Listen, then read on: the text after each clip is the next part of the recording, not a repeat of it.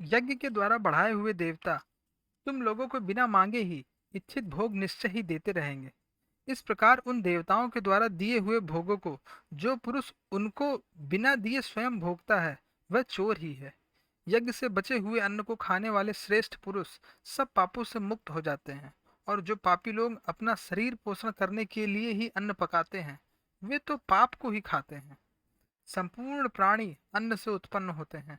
अन्न की उत्पत्ति वृष्टि से होती है, और वृष्टि यज्ञ से होती है, और यज्ञ विहित कर्मों से उत्पन्न होने वाला है। कर्म समुदाय को तू वेद से उत्पन्न और वेद को अविनाशी परमात्मा से उत्पन्न हुआ जान। इससे सिद्ध होता है कि सर्वव्यापी परम अक्षर परमात्मा सदा ही यज्ञ में प्रतिष्ठित है। हे पार्थ, जो पुरुष इस लोक में इस प्रकार परंपरा से प्रचलित सृष्टि चक्र के अनुकूल नहीं बरतता, अर्थात अपने कर्तव्य का पालन नहीं करता, वह इंद्रियों के द्वारा भोगों में रमण करने वाला पापायु पुरुष व्यर्थ ही जीता है।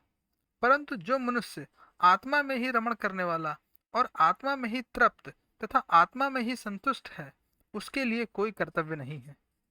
उस महापुरुष का इस विश्व में ना तो कर्म करने से कोई प्रयोजन रहता है और ना कर्मों के ना करने से ही कोई प्रयोजन रहता है, तथा संपूर्ण प्राणियों में भी इसका किंचित मात्र भी स्वार्थ का संबंध नहीं रहता। इसलिए तू निरंतर आसक्ति से रहित होकर सदा कर्तव्य कर्म को भली भांति करता रहे, क्योंकि आसक्ति से रहित होकर कर्म करता हुआ मनुष्य परमात्मा को प्राप्त हो जाता है।